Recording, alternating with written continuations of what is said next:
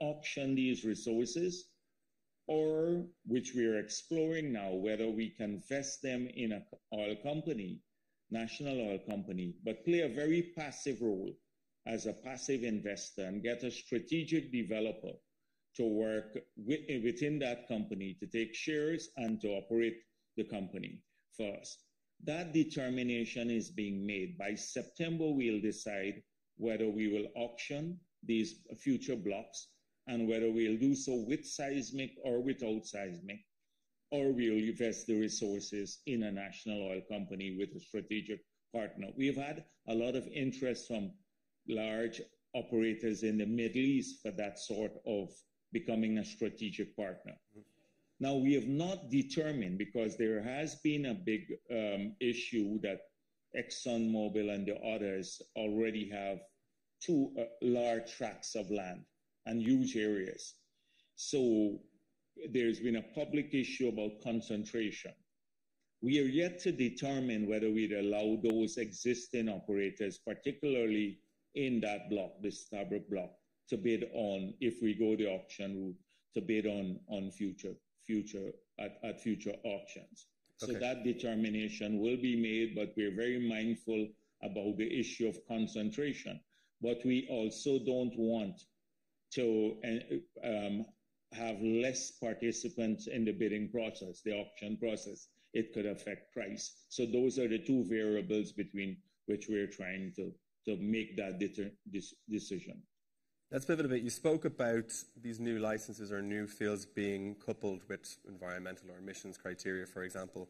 So in Glasgow, Guyana has said that they would reduce emissions by 70% by 2030. With growing oil and gas production, that undoubtedly raises a couple of eyebrows in this room and around the world, I'm sure. Talk us through how you plan to hit that goal while increasing oil and gas production.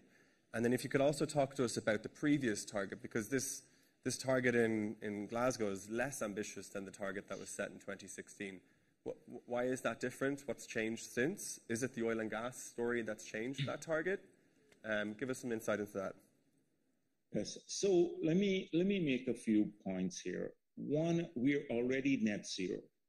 Our forest, which is the size of England, is a huge carbon sink.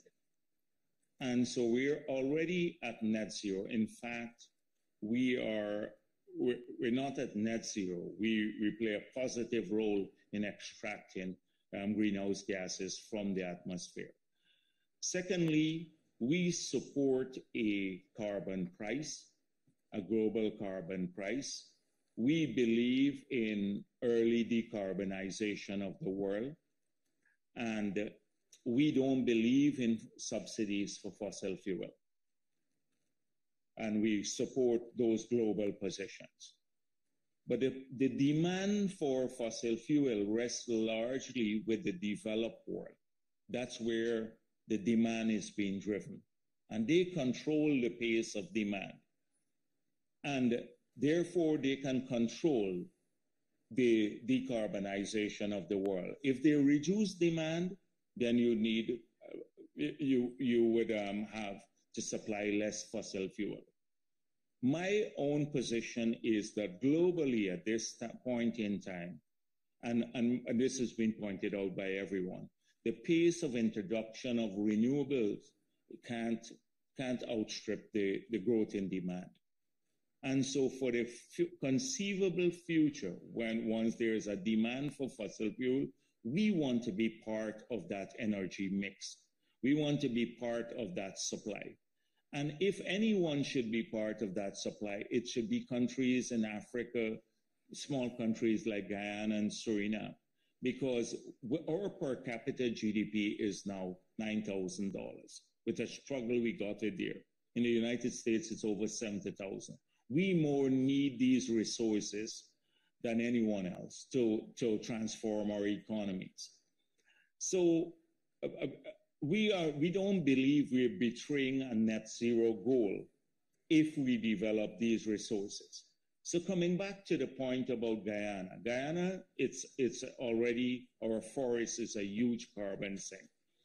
The target in 2016 was for energy.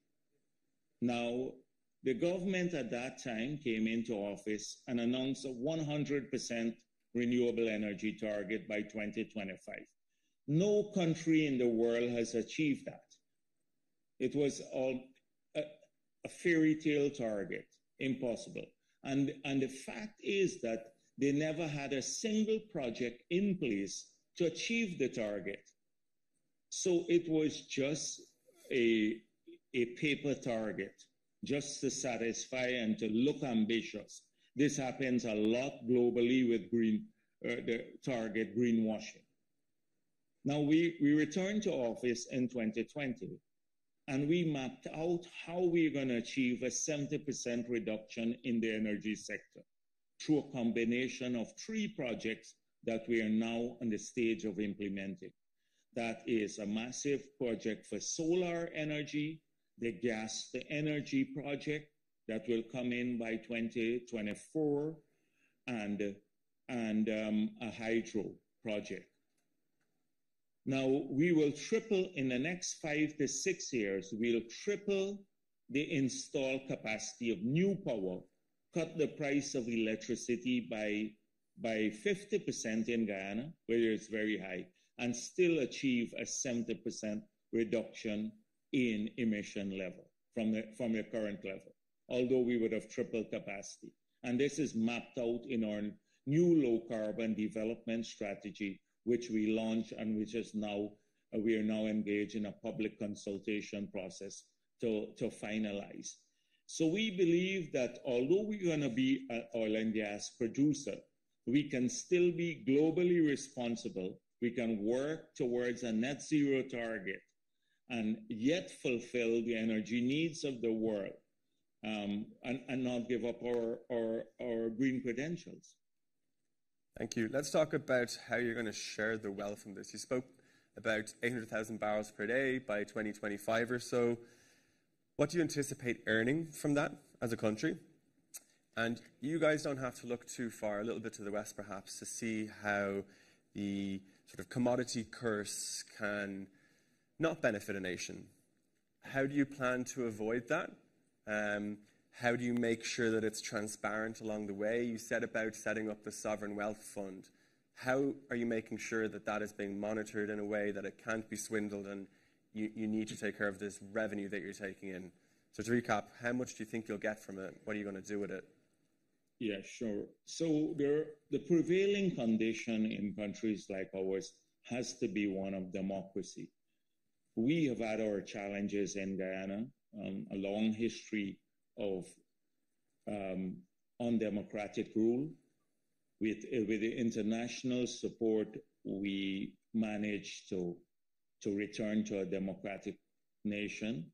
And then that was challenged just in 2020 again. So we have to strengthen democratic institutions, because if you have a democratically elected government that has to be accountable to people, then they can be changed if they practice bad policies. So that's an essential thing for Guyana that may not be a big concern for other countries, but in our case, it's important. We have made it clear that the resources, because when countries get windfalls, first of all, internationally, everyone is talking about these large sums of money coming to Guyana as though we are awash with cash now. The fact is that we have received maybe $700 million since we started production in a couple of years ago. And we have not spent any of those resources as yet. We wanted to pass sovereign wealth legislation prior to any spending, which we did last year in December. And for the first time, we have just allocated for this year some of the resources from the fund into the budget. So first of all, it has to do, as you pointed out, transparency in the utilization of the resources. We opted in 4 areas to ensure that there's great transparency in the use of oil money. And so the first has to do with receipt of funds from oil and gas companies. And so the new law now says that the Minister of Finance, for every single payment by any oil and gas company into the Treasury or the Sovereign Wealth Fund, he has to, within 3 months of any receipt, publish it in the official gazette in Guyana and notify the Parliament. So at the end of the year, every Guyanese citizen can take a copy of the official gazette or go to the Parliament and they will see how much money we have collected. Now, what if the minister fails to do this? There's a 10 years imprisonment penalty for failure to do this. So this would ensure that every cent collected would be known to the public and to the Parliament in real time as you collect it. Secondly, how do you transfer money from the Sovereign Wealth Fund to the Treasury? The old legislation that was there was a very complicated formula that vested all of these powers with the Minister of Finance. And we've seen how ministers, based on assumptions, can manipulate the drawdown of the fund. So we have built into the law a formula. So every Guyanese citizen can now calculate every year, knowing the formula, how much money will be transferred from the Sovereign Wealth Fund to the Treasury every single year. Thirdly, every cent spent or financed from the oil and gas resources has to be appropriated by the Parliament. There is no direct charge on the Sovereign Wealth Fund. And fourthly, the management of the Sovereign Wealth Fund, we have now inserted a board of directors that is not controlled by the executive, although appointed by the executive. And they have to report to the Parliament, and there is an oversight committee too that has to be reported to the Parliament on a yearly basis. I spent quite a bit of time talking about this because this is crucial, about transparency, not just transparency in the Parliament, but even at the grassroots level in knowing how much money a country collects and how it spends. Now, how do we spend the money to avoid the curse that you talk about?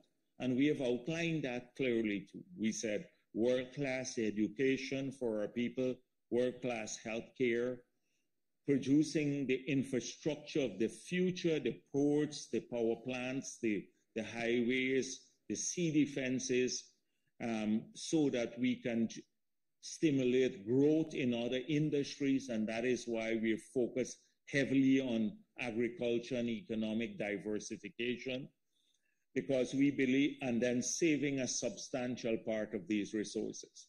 We believe if we do that, then we can avoid some of the problems that other countries have had. Because if we have healthy, educated people live in a country with good infrastructure and a diversified economy, then they can generate wealth from the non-oil sector. And of course, our adaptation needs are huge because we live in a country below sea level, our coast, the sea defenses and managing water will take billions of dollars. So some of the funds will be spent on building up sea defenses and water management systems so that we can adapt for future climate concerns. Great. Okay, we're running out of time here, so Vera's going to kick me off the stage, I think. Thank you very much for answering our questions, I think fairly bluntly and honestly, and the best of luck spending the oil money. Good luck. Thank you very much. Bye. Thank you. Thank you so much there to Vice President Jagdeo and David. We will continue with another policy dialogue, moving from South America to Southeast Asia. Indonesia is the first Southeast Asian country to take over the G20 presidency this year and host the G20 Leaders Summit under the theme Recover Together, Recover Stronger. The Indonesian Chamber of Commerce and Industry, KADIN, is presiding over the B20, and that's the Business 20, which is the official G20 dialogue forum with the global business community. Ahead of the B20 and G20 meetings in November, BNEF is actually really excited to announce that we'll be hosting a very special one-off BNEF summit in Bali, and we really thank Kadin and B20 for their support. As the largest economy in Southeast Asia and enormous potential for clean energy development, Indonesia can help power the region's transition away from fossil fuels. It is now my pleasure to welcome to the stage Luhut Binsar Panjaitan, Coordinating Minister for Maritime Affairs and Investment of Indonesia, who can share more insights into the country's plans ahead of the G20 meetings and its longer-term vision on the energy transition. He will be interviewed by Dana Perkins, Head of EMEA at BNEF. Welcome to the stage. Thank you.